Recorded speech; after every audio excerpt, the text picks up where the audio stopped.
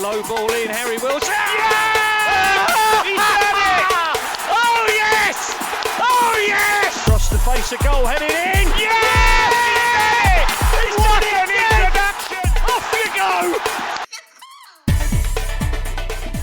Hello and welcome to the That's So Craven podcast, your one-stop shop for all things Fulham. We are back and what a game we are going to be reviewing today. A 3-2 victory over Brentford at Legoland, the first league double over Brentford since 1947. Goals off the bench, Harry Wilson does it again, Tom Cairney with a trademark header, which we see all the time from Tom Cairney. And look, just a game where we were expecting very little going into it. I have to say, personally, I was feeling very unconfident beforehand. And, feeling completely different now. Here to talk it all through, we have Skibby. How are we going, Skibby? Yeah, I'm all good. I'm actually a lot happier than I thought I would be on this Monday. Surprised. Yeah, I don't think it's really fully set in yet. But what I have to say though is that stat you gave, the haven't done the double since 1947, is disgraceful. In terms of it makes them look good. It makes them look better than they actually are. But let's put it into perspective of we've never really been in in a competitive league together for a long time. So yeah, I mean that was in the old League Two, and I mean there were seasons when they did the double over us in the old Division 3 as well.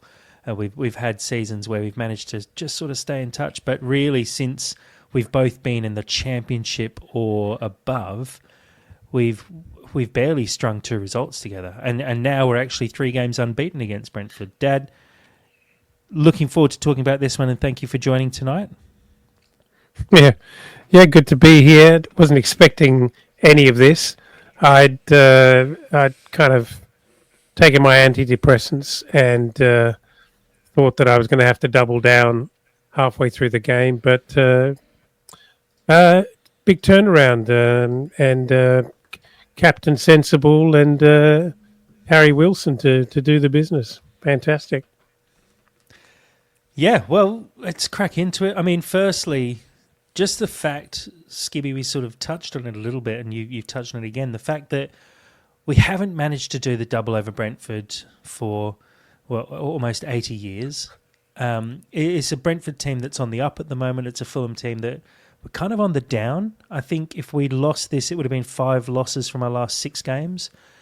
And look, we all caught up before the game. We had a bit of a chat online beforehand, and we were all expecting a pretty dire day out, a pretty poor result, just based on the fact that these are teams going in completely different directions. Brentford currently sitting in the driver's seat for that last European spot, and Fulham having basically thrown it away over the last couple of weeks. Going into this game, how are you seeing this Fulham team looking to react based on such a bad run of form recently? Honestly, I wasn't expecting a reaction. I was expecting us just to continue as we were going in a downward trajectory. And I mean, I think I touched upon it on the Thursday show, which was, Brentford, they won 4 games in a row, but they were never really convincing. Even I remember Ipswich being, I think it was a 1-0 win where I think Omari Hutchinson hit the post. There was a lot of chances for Ipswich, and Man United 4-3, Man United being probably one of the worst Man United teams in their entire history. Yet Brentford still managed to almost let it slip right at the death. I think it was really 2 late goals. And the same, I think, around, I think it was the Brighton game. It was only until Brighton got a red card that they really started to sort of come on strong. So I think the form really did kind of flatter them a little bit.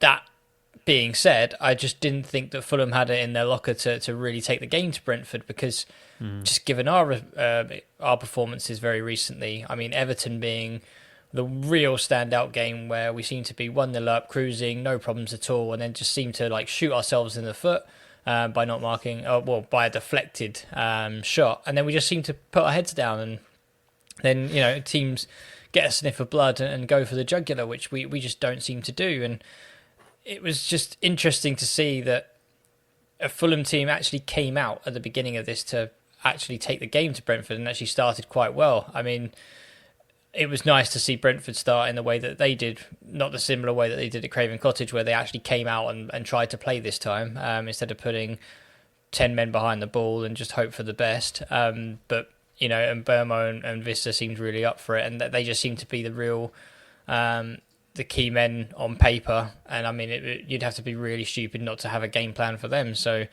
it just seemed that they were the ones that would be able to hurt us. But, combating Mbuemo with Anthony Robinson seemed to be the right move.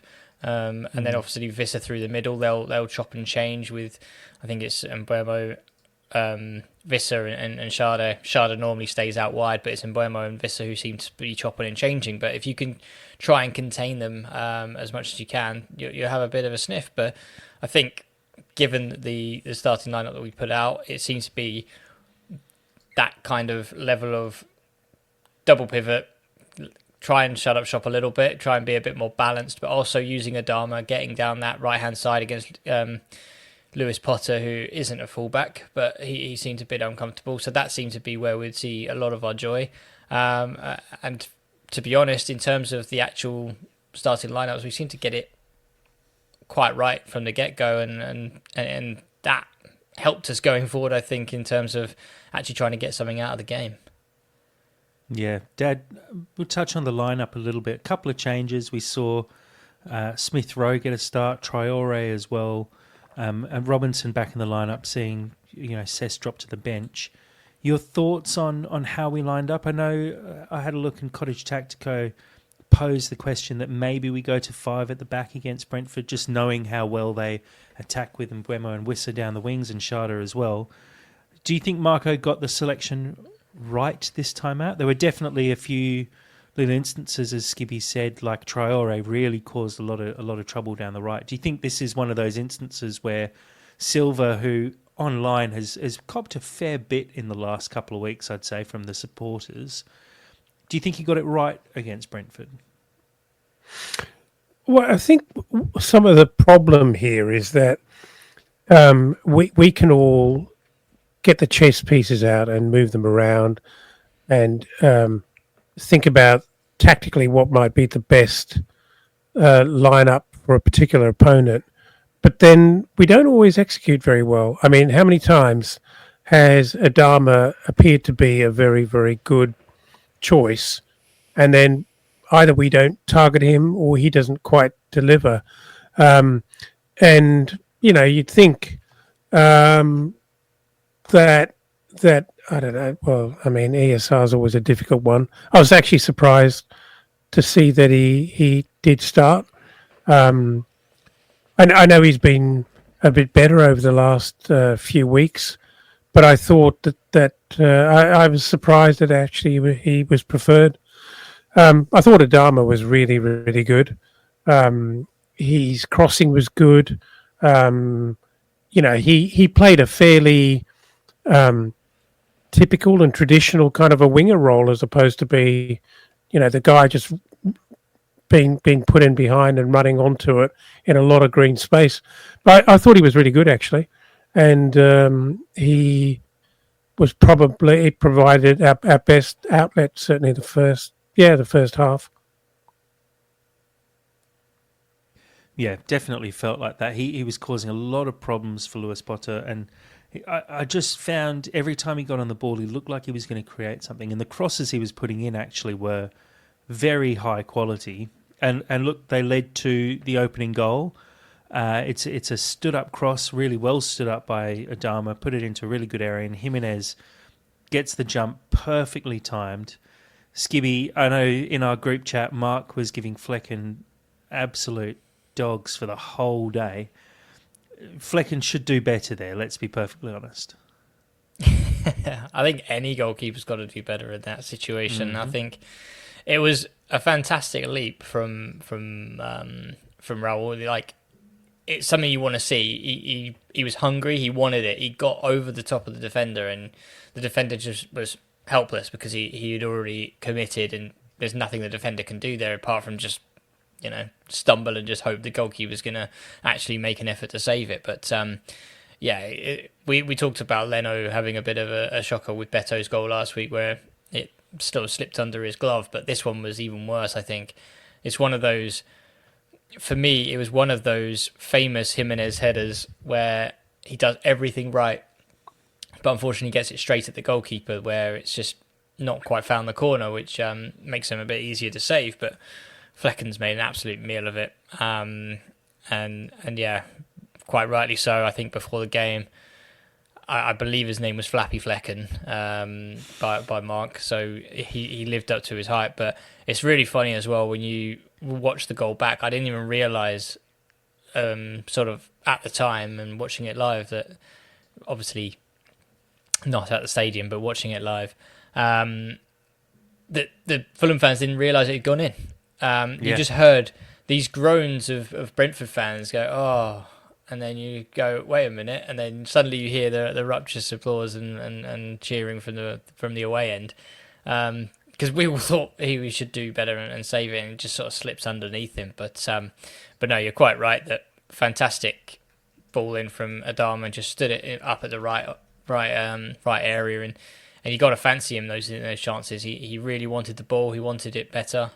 He wanted it more than the defenders, and that's all you can ask from the striker. If you can get it on target at those situations, then you've got a good chance of scoring. But fantastic start, and already it kind of set a precedence going forward that, if you keep doing what you're doing, Adama, keep finding him, or on the left-hand side, if you can ping the ball in, then Raul Jimenez has got a good chance, and he's got their numbers that he will try and basically win, I reckon, good 4 out of 5 balls that come in that box. And it's classic Raul Jimenez as well, just getting goals late in the season just to pad it out. That was his 12th Premier League goal of the season. I had a look, and actually I think if he scores, not that this is going to happen, but if he does score 2 goals against City, he ends up in the top 10 goal scorers in the Premier League this season.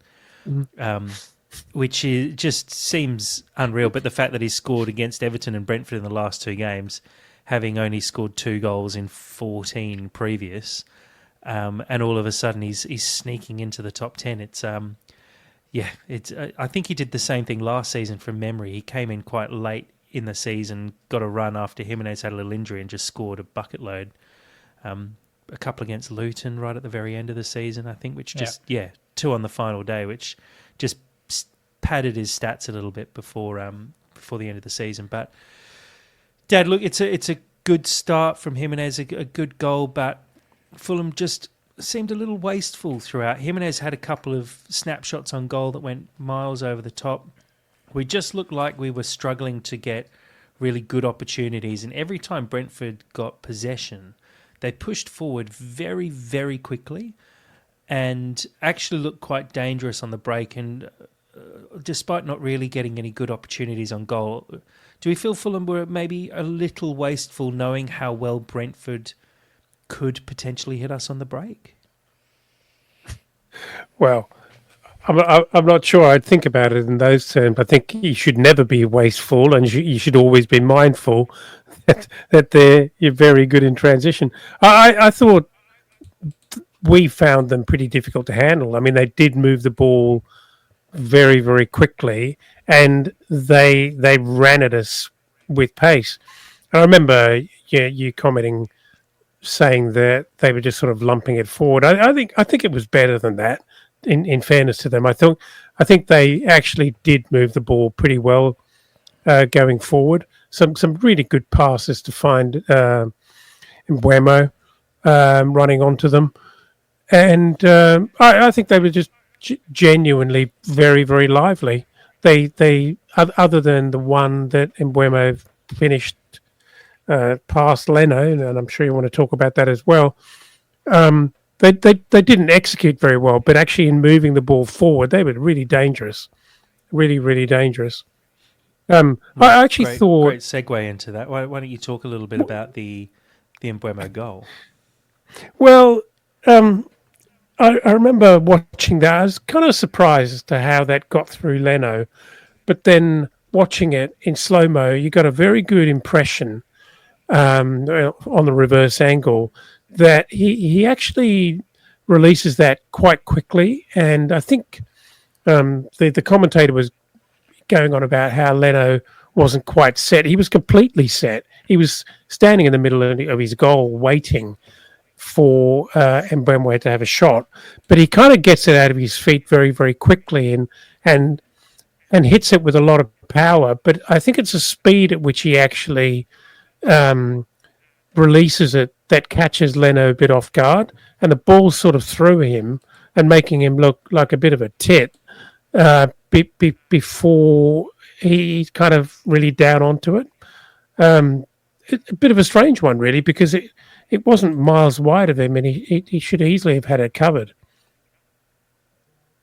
Skibby, Leno should do better there. Thoughts? It's one of those. It's one of those ones where you know where he's going to put the ball. You know what Mbeumo is going to do in this instance because he takes it. He's a left-footed player and he's on the right side of the pitch. He's taken it into his stride and he's brought it onto his right side. Bassey's then looked to get something on it and try and block the shot. If you're Leno in this instance, you've got to know he's going to be going for that far corner. But I guess at the same time, you've got to cover your near post because you'll look like an absolute muppet if you let him score near post. But I think, looking back on the goal, I don't think I can ask Leno to do much better, if I'm honest. I just think that he's done very well to get it. It's a striker who's in absolute top form at the moment, let's be honest. I mean, that was his 19th goal of the season in the Premier League, which is a pretty good feat for a mid-table striker. But as soon as he shifts that ball away from Bassey, it just happens so quickly, and I think I can't blame Leno, not in the same way that I did last week, for the Beto goal, which was I agree with you. way more comfortable and should have been more comfortable than it was. But I just think he's just a top form striker, shifted his weight, and just got a good connection on it. Not much else you can do in that instance. 1-on-1 as well, pretty much. Yeah, I'm just getting a little bit wary of Leno, and I know it might be slightly controversial because he is a great keeper. He made a couple of very good saves later in the game as well. But just starting to see a few cracks, which maybe make sense as to why Arsenal didn't fight too hard to keep him, because from distance, Leno seems to concede quite regularly and get beaten quite comfortably. He's just starting to show not an inability, but just he doesn't seem like the same keeper from a couple of years ago where he was winning us points consistently off his own back. It seems a lot more like we're just seeing moments where he's letting in goals that he maybe shouldn't be letting in. And I mean, let's move on to the second goal where the ball gets, long throw in. It's a little flick on header. And again, in a similar fashion to the first goal, we should know that this is going to happen. We know that Brentford have long throws. We know with a long throw, all you're trying to do is get a little flick on and then win the second ball. And to leave a man completely unmarked at the back post is terrible.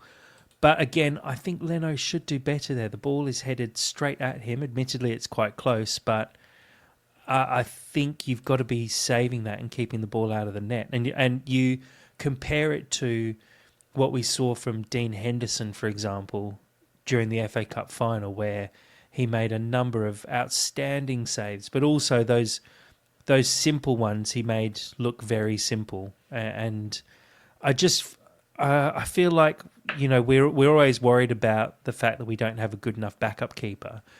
I'd like to actually get to the point where Leno is our backup keeper, and he's a very good backup keeper, but we bring in a really, really top-class number one. And I think at that point, we probably gain another 10 points this season, and we're probably pushing those Champions League spots, which is kind of... It's a big difference. It makes a big difference having a good keeper in place. But, I mean, on that second goal, it's just sloppy stuff again, Dad. It's one of those moments where we know that there's going to be a long throw in. We know exactly the game plan from Brentford, and again, it's just before half time. We just let it slip. Sorry, not before half time. We had a lot of trouble with those long throws. I mean, they're very difficult to deal with. If someone can consistently put it right into the 6-yard box, as they were doing, that is very, very threatening.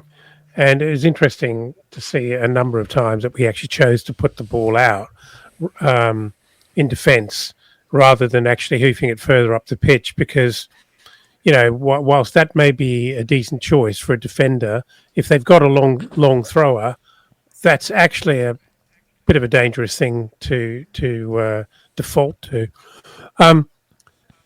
I want to talk about Leno, and I want to take the alternative debating view here. I think he's definitely had a couple of really poor goals put past him in the last maybe three weeks, possibly 4 weeks.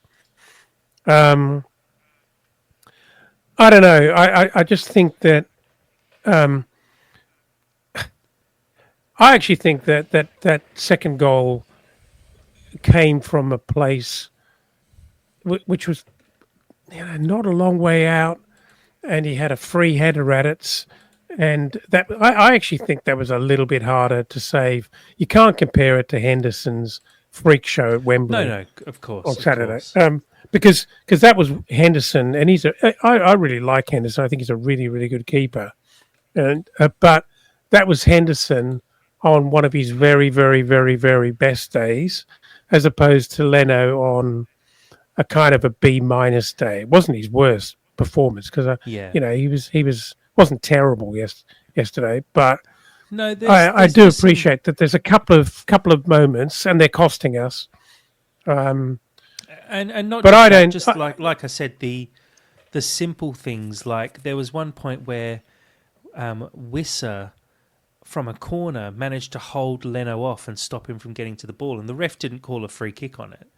And these are moments where the keeper shouldn't be letting that affect him, and Leno's seeming just to be maybe just losing that little bit of strength that he had a couple of years ago, that reflex that he had a couple of years ago, and maybe it is time to be a little brutal and take that next step and find a better keeper.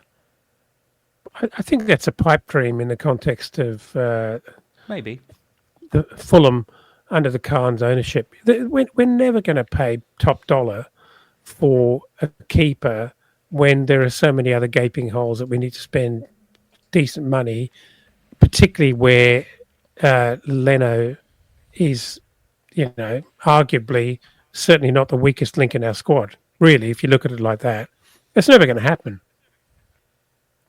Yeah, no, you're probably right. Skibby, thoughts on the second goal and on Leno in general, I guess? Goes back to a rant I had on Thursday on the After Dark show. Zonal marking. I hate it. I think it's the worst thing that you can do when you are the lowest of the low in the league for conceding from set pieces. Because, like Mary said, when you're man marking, everyone has a responsibility. Everyone knows exactly what they're doing, right? And when you watch it back, yeah, there's a bit of a melee in the middle. Everyone goes up for the ball. Tete has no idea where the I believe it's Norgard at the back post is. No idea. Just guessing at this point. But what really grates me is Visser is standing on Adama Traore, and as soon as it's gone over Tete's head, Visser's moving. Adama's not moving. Why is Adama not moving? Why aren't you following your man? And then Norgard gets the ball across the goal. Yeah, Leno should do better, but at the same time, it's a point-blank header. You've got milliseconds to respond. He's got to do something, but he just throws his hands up, which any person would do. And Visser's then got a tap in. I think it was going in anyway. But it's I think it was in. Zonal marking. I think it was in. Yeah, I agree with you, Skippy. I totally agree with you. It's stupid. It's just when you watch, when you play at any level, man mark, right, big lad on big lad, right? Yeah. Make sure that there's no absolute weird mismatches, and you've got a stone's throw chance of actually getting the ball out and not conceding from this corner, free kick, throw in, whatever it will be. But we just seem to be messing it up. It's really simple stuff. Like I said, Adama follow Visser. That's the first thing he should be doing, but he doesn't, and then we concede from it. I mean, from the goalkeeper situation, I would probably be more inclined to pick up a up and coming early 20s type goalkeeper who's having probably a good spell in the Championship, or is like, you know, the sort of Trafford type player. You come in, you could potentially be our number one if the wheels fall off for Leno, but you're going to learn from Leno, and you're going to be our number one in the next season, maybe 2 seasons. Big cup keeper, of course. But I think there's got to be a keeper like that out there. I don't think... Would Ramsdale come in potentially? I mean, that's a bit of a tough one, because he's, you know, he wants to get back on England's books. So I'm sure there's somebody coming up. I think Trafford, if I'm not mistaken, he's probably going to Newcastle, I think I saw. So Ramsdale to Burnley probably is something that might fit him. But there's got to be a young goalkeeper who's, you know, wants that next step in his career. You know, he's done it in the Championship. Probably not going to be like, you know, like the Rodax type, right? He can do it in the Championship, but probably not quite there. But Premier League, learn from Leno for the next couple of years, be that sort of number 2 for us, and then hand the baton over. I mean, in a way that, you know, you look at West Ham, they've now released, Areola's been there for 2-3 seasons now. He's now passed the baton on. They've released Fabianski, and Areola's their number 1. He made an absolute howler at the weekend, but we'll ignore that part. But that's exactly, I think, the steps that we need to take. I don't think it's right to completely bin off Leno just because he's had 2 bad games at the end of the season. But I do think that the problem is more around our actual defending of these set plays and how we can deal with them in a better way. I mean, it seems really stupid that we don't have a set piece coach, or at least a named one. And especially when you see Brentford, their bench, they had like 12 iPads out. They're constantly looking at data. They've got set piece coaches. Absolute it seems nerds. like, nerds, but it does work as well. Doesn't if you lose 3-2. It doesn't work against us, but it works against us. But it is something that, just seems so obvious, like an easy fix. And look, hopefully it's something that's on the cards at some point, but it definitely seems to be a weakness. And look, went into halftime 2-1 down. Skibby, you told us that you basically flicked it off at that point and gave up on it. And I kind of felt a little bit the same. We didn't do that.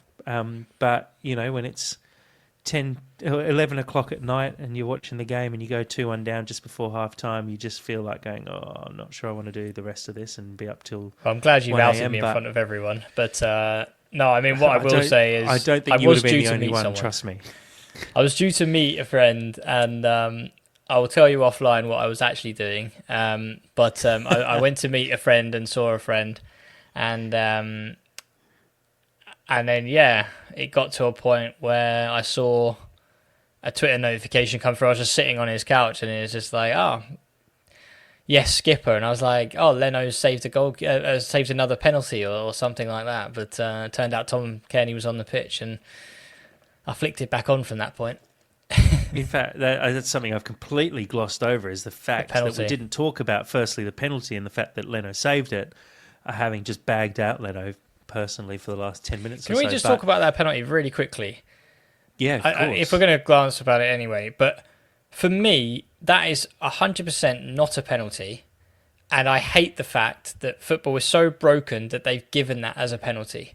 Because when you watch Shutter running with the ball, he's got beyond Anderson. Not once does Anderson move his foot towards the player. Not once does he try and make a tackle. He's not even touching him. He is just running, right? He is just running towards the way that Shutter's running with the ball. and he goes over. And you hear all these tapes and everything with VAR, like, oh no, that's a coming together. Why is that not a coming together? Because he's not gone for the ball. He's not gone to take him out. He hasn't cleaned him out or tried to get the ball and mistimed it completely. He is just running. And then Shutters just felt the most faintest of touches as the ball goes over the byline as well and throws himself down. That is the most ridiculous penalty. And I mean, don't get me wrong, shoe on the other foot, yeah, absolutely, I would be calling for a penalty. But at the same time, football hat on, Fulham hat off, football hat on, that is not a penalty. As a defender, I would hate the fact that would be given against me every time, just because they're running and they've kicked me in the knee or something stupid like that. Not a penalty, and I think justice was done as well. Yeah, for me, it is a penalty. Shut up, Jack. You don't know anything. Only because, like, I agree, it shouldn't be a penalty, but Anderson's a bit sloppy there. Like you said, Schade is running full pelt. He's not catching up to that ball. Why is Anderson staying so close to him and allowing his legs to tangle up? He doesn't. I agree. He doesn't move his legs towards Schade's flailing legs. But at the same time, he doesn't need to be there. And it's similar, you see it, and I saw it, in fact, just to reference the game again, the FA Cup final, the Tyreek Mitchell penalty that he gives away. You don't need to make that kind of tackle and make those movements in the box. It doesn't make a tackle. No, but it's dumb defending. It's being too close to a player. What you're saying is then, if Schade is running towards the byline, Anderson should just stop. Anderson should know that ball, Schade's never getting near that ball. Because that ball, when Schade goes down, I think the ball might even already be out of play. So Anderson doesn't need to be near him because Schade's not getting close to it. He goes down so to if the ball's out of play. There's contact there. If the ball's out of play and there's accidental contact and the guy is heading at speed towards the byline with no chance of getting on the end of it and bringing it back into play, what is the effect? And you can't tell me, you cannot convince me that, they judge whether or not to award a penalty on the basis of whether a goal is going to be scored through the phases of the play. It's not. It doesn't work like that at all. I just think it was sloppy. I got a bigger problem with all of this in that I thought, for a guy who I rate, and he's one of my countrymen, so I really do rate the guys as a referee. I thought he did a couple of really terrible things yesterday in bloody evening up things when two different players were on yellow cards, and I thought that was really poor. And I think he kind of undermined his control of the game. Yeah, it's a bit of a shame because I actually praised him before. I rate him, saying he's the best ref in the Premier League. But I think he got good. The first Tete yellow card wrong. I think then the call for Tete to be sent off for that second challenge, that would never. Soft. There's no time that would ever be a yellow card unless he'd made 6 previous poor tackles before that, and that was just like a culmination. But that's never a yellow card. Wissa, the first one, clear yellow card, dragging back Leno. That's obvious. And then the second one is a yellow card every day of the week, Tackle and I have from no behind. idea why that's not given. Tackle from behind as we're breaking forward. It's a clinical tackle where he clearly is never going to get close to the ball. That should 100% have been a yellow card. So I agree. I think he made a few mistakes by levelling it up. I think he could have easily given another penalty later in the game, and I think he didn't because he gave the first one as a soft one. I think there's a couple of instances where I think Wissa goes down once and Mbeumo goes down another time, or Schade goes down a second time. So, yeah, I agree. I think it was a slightly poor performance from Gillett. But, look, it's a great save by Leno. And before the penalties taken on our feed, which you would have also seen on our Discord if you are a member of the Discord, they actually pulled up a little graphic of Mbeumo's penalties this season. Every single time he's gone to the keeper's left. And I said to Dad as we were watching, geez, I hope Leno's done his homework because he always goes the same direction. And then he goes to his right. And Leno somehow manages to save it. So obviously Leno didn't do his homework, but it kind of worked out in his favour at that point. So it's a poor penalty though, Dad. Leno actually gets it with his other arm and actually dives further than he needs to. That's right. He's actually gone closer to the middle, down the middle actually, but he hasn't hit it very well. He's hit it too low. I mean, if he went over Leno's head down the middle, it would have been an easy goal. But he was trying to be a bit clever. And yeah, it's a poor miss. So you might argue justice, but I don't know. I just think it was. I think Leno was fortunate because I don't know why you would actually gamble that he'd go the other way when 4 or 5 previous penalties have gone to the keeper's left. But anyway, yeah, Leno nearly gets beyond first it. Ever penalty missed. Yeah, It was. Yeah. Probably Leno's first actual penalty save for us as well. Yeah, I actually can't remember Leno saving a penalty before that. So maybe it was justice. Let's go with that. But let's talk about the good stuff now. Silva makes a substitution at half time, which we don't see that often, but Sanderberger pulled off for Tom Kearney. Obviously looking back on it, it was the right decision, but at the time I was a little sceptical, but we just didn't have that control in the middle of the park. We weren't being pressed too hard in the middle of the park, so it did sort of make sense. And look, I think Kearney did genuinely change the game. Every time he got the ball, he looked comfortable with it in possession. And around the 60th minute mark, I think it was about the 65th minute, so just before Kearney scores his goal, as a double change bringing on Harry Wilson and Josh King. And I have to say, we haven't seen much of Josh King over the last few months, but geez, he looks like he's taken another step and a step up. Skibby, I'm not sure your thoughts on Josh King, but for me, I remember talking about him back in January and saying, he just looks like he's just not quite quick enough for the Premier League yet, maybe not quite strong enough either. And it just seems like he's had a bit of a physical transformation over the last couple of months. And I think that's the key point here, right? Is a lot of people are calling for King to be put in the centre midfield in a Premier League in a season where we were chasing, top half European places.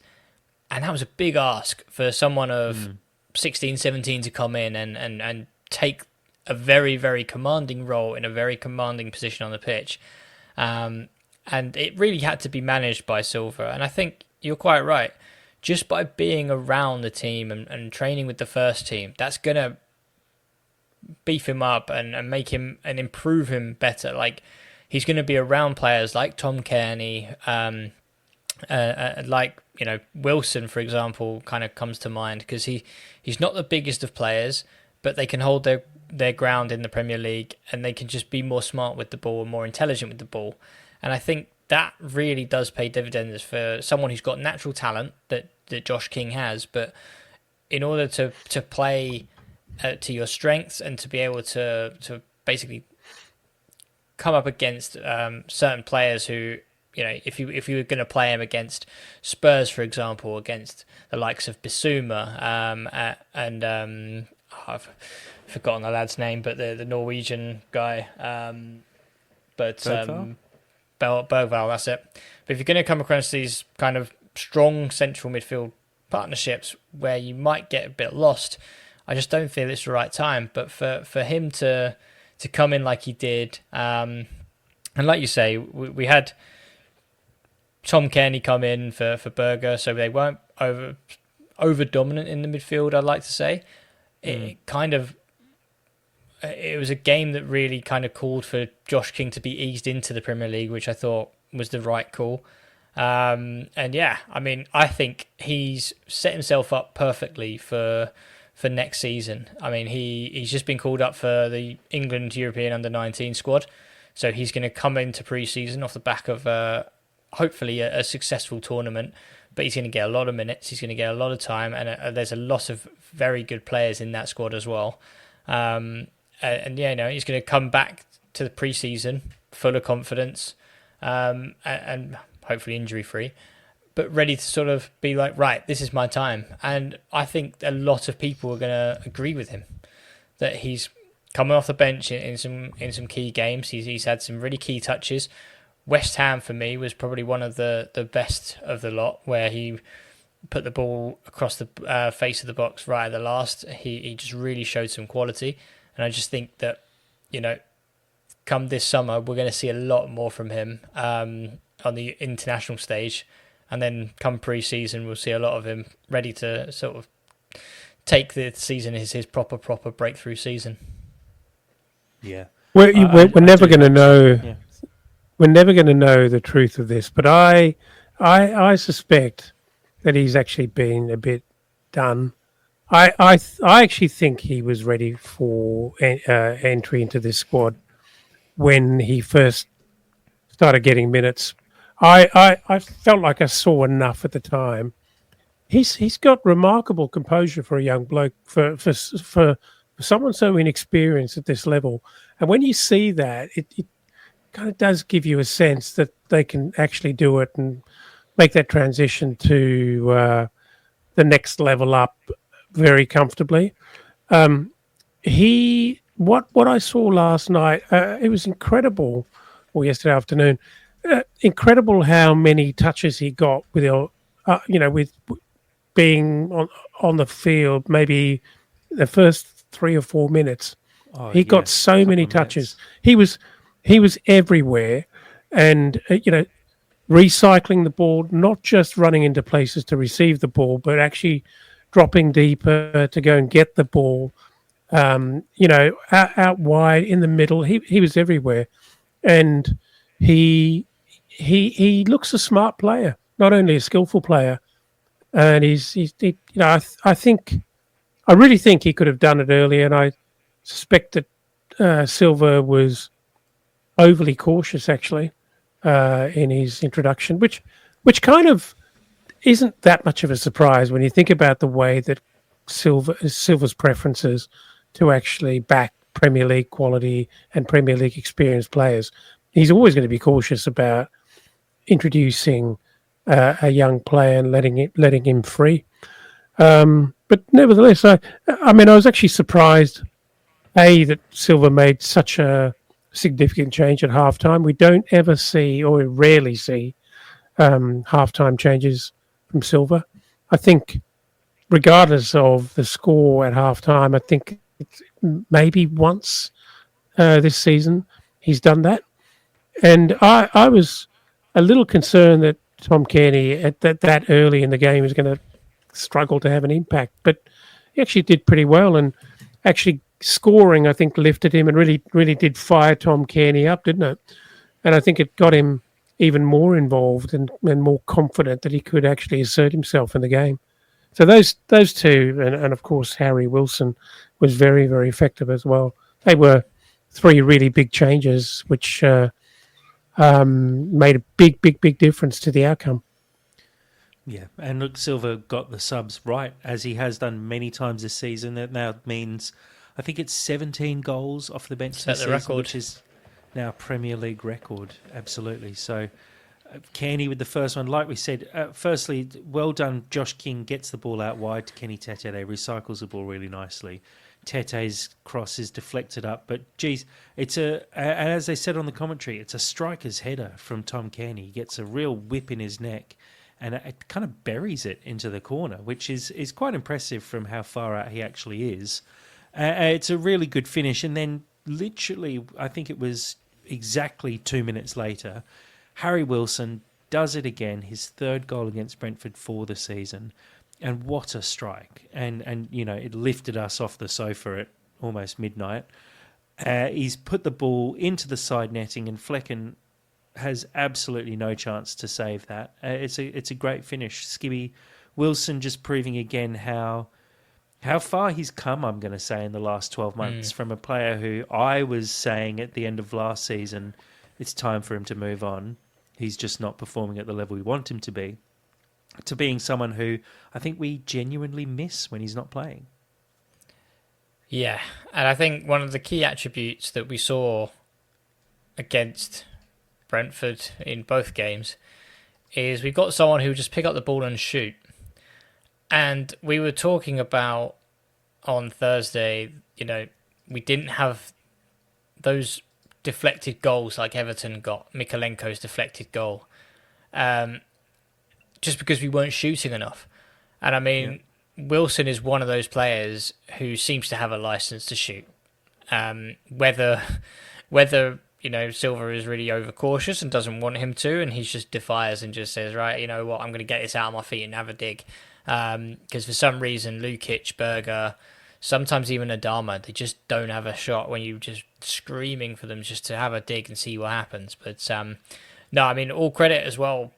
I know you just praised him, but Josh King, his running, when the ball comes out to Wilson, he starts pulling and he pulls about 3 defenders with him onto the wing, and he just runs into the space and just finds that bottom corner. But yeah, I think Wilson for me has now solidified that he is one of our wingers, the same way that for me that Sessegnon has. I think that means that, on the right side, I think that we're quite content, I would like to say, because we've brought Adama to a new deal. Same with Wilson, we've triggered his option. We've got Sessegnon, who can also play on the left or right. I think now it just means that we would love to have those real world-class wingers off the left. And hopefully we could use Iwobi in a bit more of a central position and use his talents of his through ball and sort of picking apart defences from a more central position. But no, don't get me wrong, Harry Wilson, fantastic. And to find the bottom corner from where he did just shows that he's got a bit of a wand of a left foot. And it shows what happens when you shoot.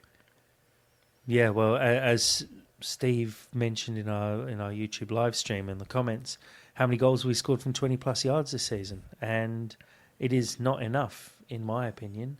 Dad, good to see Wilson shoot, and I think we said it when we were on the sofa together. It's you just want players to take shots, and it's something I know you get frustrated with Adama with sometimes, as Skibby mentioned as well, where they get into these positions. And I think we saw it from Iwobi earlier this season when he did go on that little goal-scoring run, where he was just having cracks at goal. And it comes off more often than not. And like Skibby mentioned with the deflected goals against Everton, well, for Everton against us, it just feels like we have the ability to take shots from distance. Why do we not do it more often? Don't know the answer, but that's something Wilson, he just enjoys doing that. He backs himself. He fancies, that sort of 15, 20-yard shot, and he's very, very good at it as well. And Sess has got it in him. Willian's got it in him as well. I reckon. I reckon he had it in him. I reckon you're going to see Josh King deliver that as well. I don't see that from ESR. I'd love to see that, but I don't. I don't know. It's kind of a bit frustrating that we don't seem to have enough players who even want to do that. It's just not too many players who like to run down to the byline and put a soggy cross in. And yeah, look, a soggy cross. That's a good way of putting it. It was a rough sort of last 20 minutes, 7 minutes injury time as well. But we managed to hold on and look, some very good defending. Bassi put in a couple of very good tackles. I thought Kenny Tete, despite being on a yellow card for almost the entire game, actually had a really good game. Robinson, we could see, was pretty cooked by the end, and Cess came on and did well. We actually managed to round a game out. Skibby, like we said at the start, it's not really the result we expected, but good to see some decent game management from Fulham, which is something we've really missed this season. Some clinical tackles that needed to be made, some time wasting that needed to be done. A bit of a mindset change from Fulham? I don't know if it's a mindset change. I think it's just bit more of a preparation. Because we've tried it before where we've tried to see games out, bring on Cuenca and just hope for the best, and it just doesn't go to plan.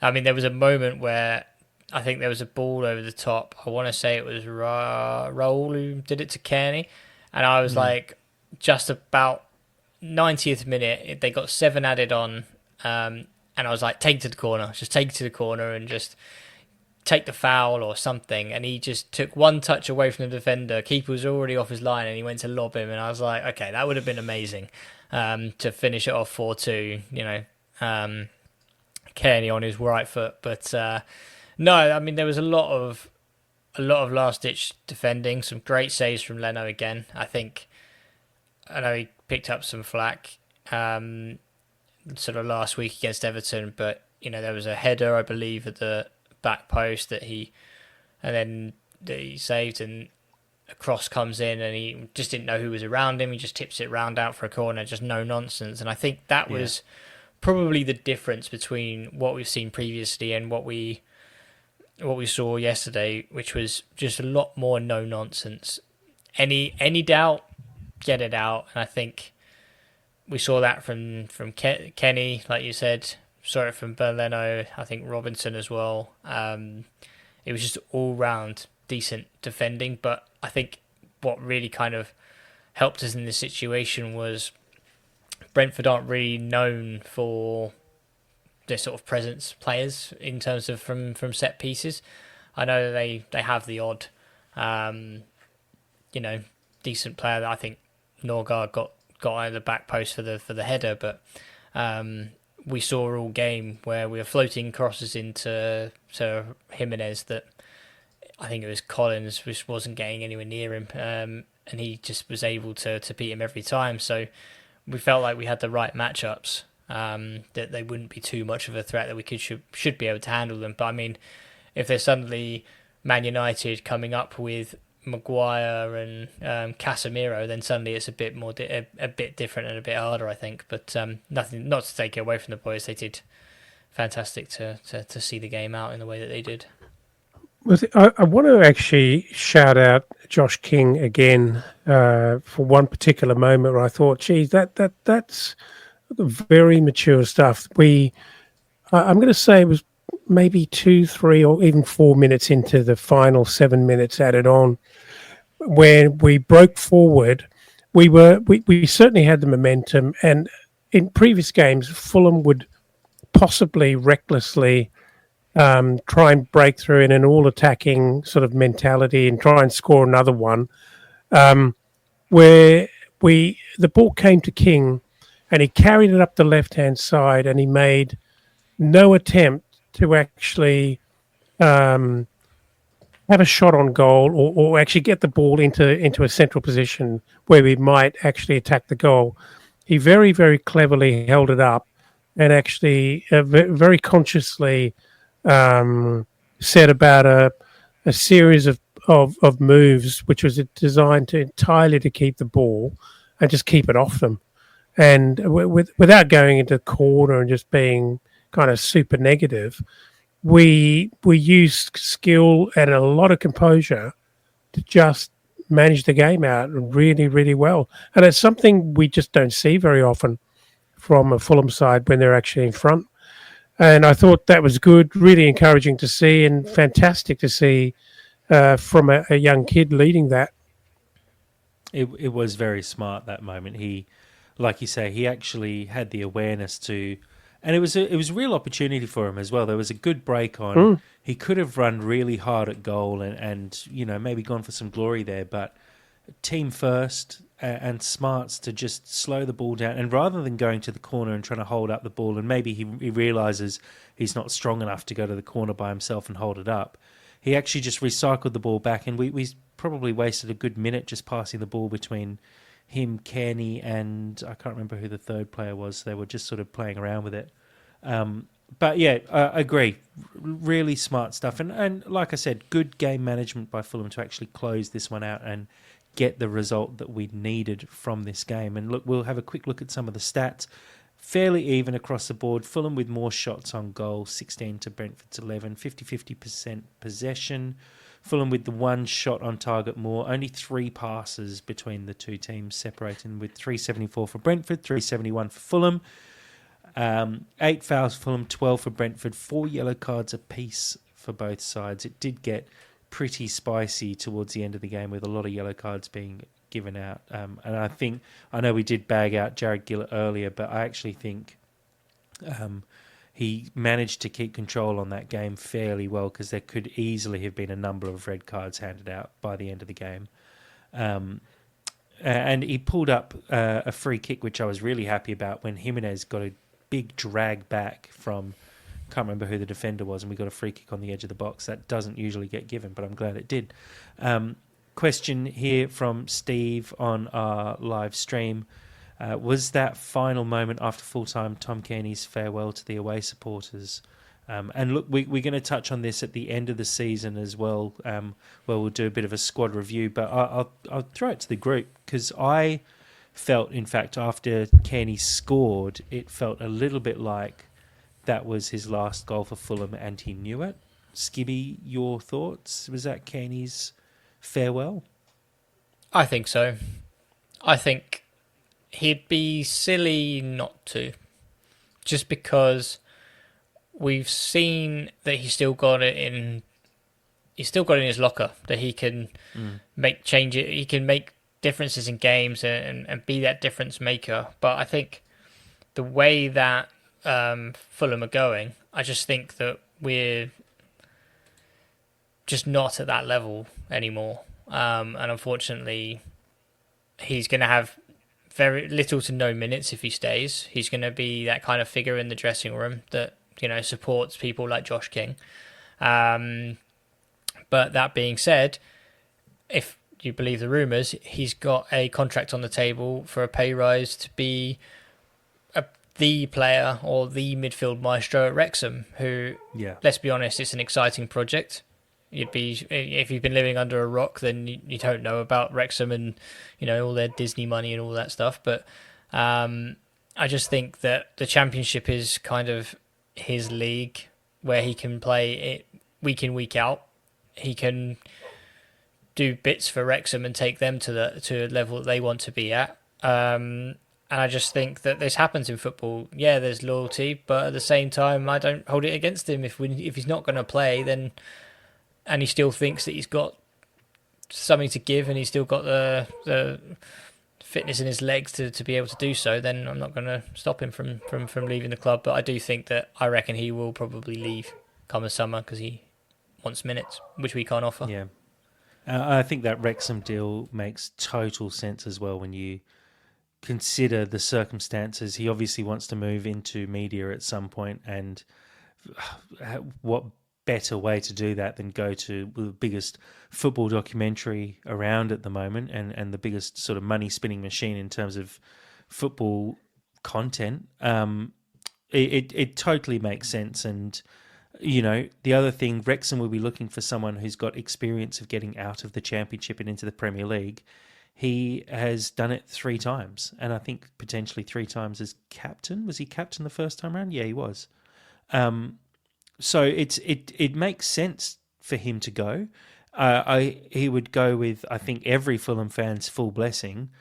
Because as much as I'd love him to stay around at the club just because he's Tom Kearney, I think in terms of what's best for his career now, it makes more sense for him to move on. And I think every Fulham fan would give him their full blessing to do so. Dad, your thoughts did it feel like Kearney's final game for Fulham? Or maybe not final game, but final big moment for Fulham?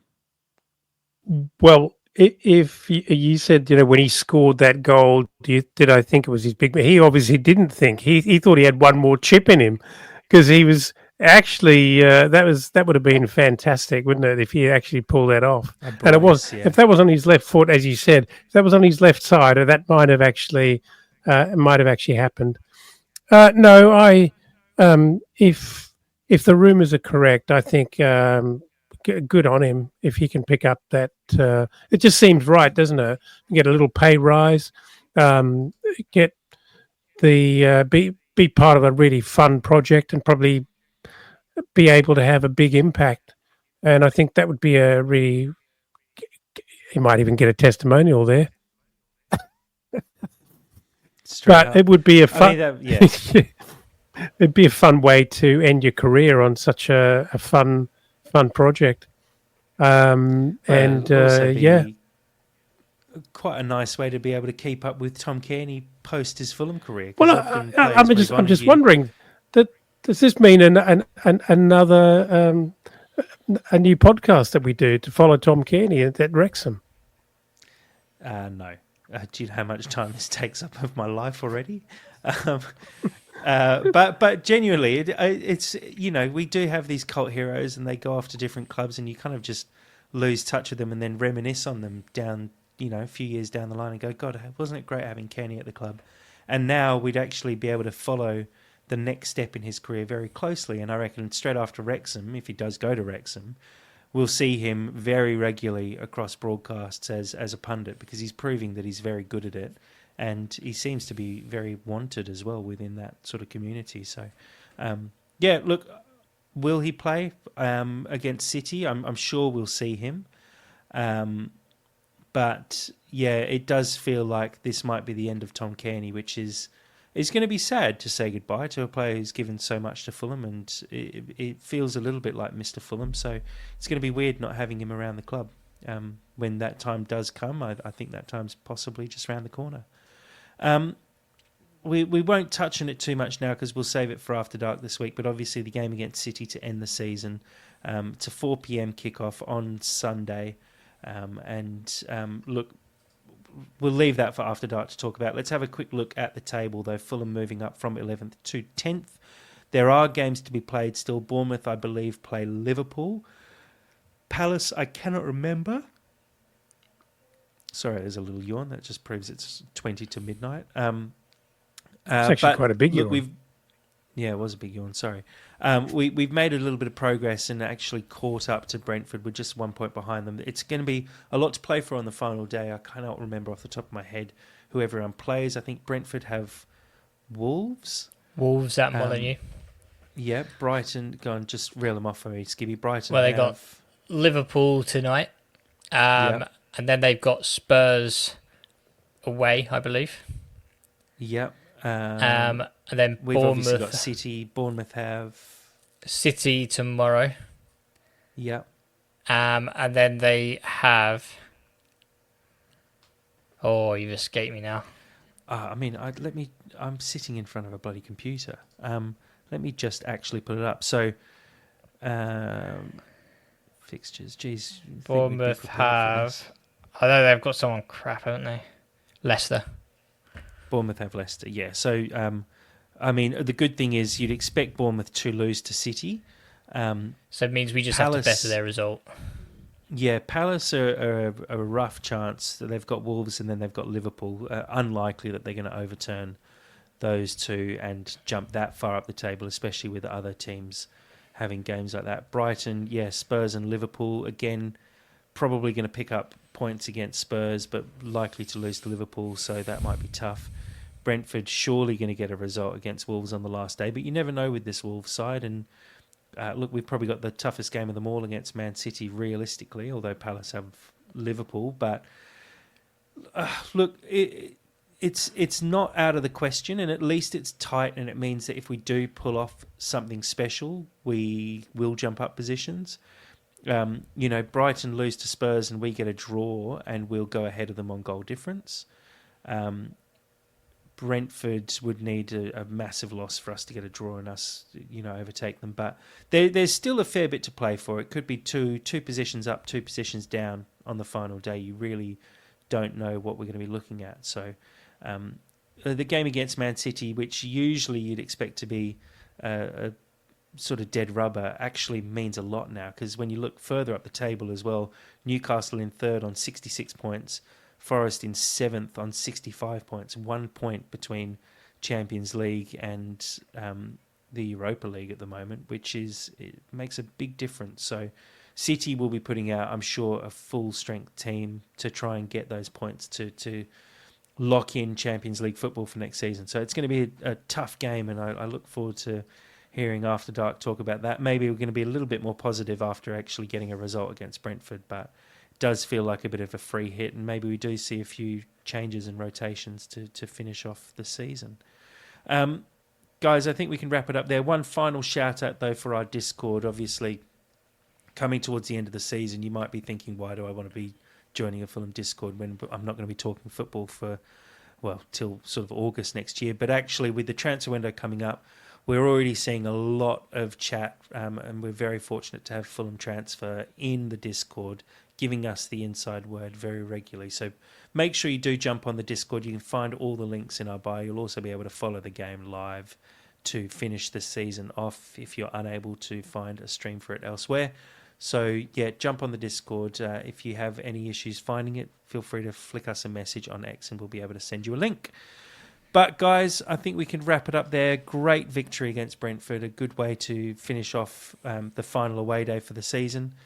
And one more game to go until we can all take a deep breath and let our mental health recover for a couple of months before we do it all again. Lots coming up in the off-season as well. There's squad reviews, season reviews, awards shows. There's, as always, the quiz. So please do make sure you subscribe to the podcast. Skibby, thank you very much for joining today. No, thank you. And yeah, it's always good to be on the podcast, which got Fulham to their record points total in the Premier League as well. So that's going to be a core memory. So hopefully we pick up more points to come Sunday and make it a difficult record to beat. Absolutely. And Dad, thank you for joining tonight. A bit of a late one for us, but we do what we must. Mm-hmm. Yeah, no, pleasure, and good to chat about an unexpected win, and let's hope we can pull off another surprise next weekend. I'd enjoy that. Absolutely. So a big thank you to everyone who's joined us on the live stream. Lots of comments coming in on the YouTube. You can always follow us live on YouTube and X, where we stream each one of these podcasts. Also find us on Spotify, Apple, and wherever you get your podcasts. Thank you, everyone, and as always, come on, you Whites.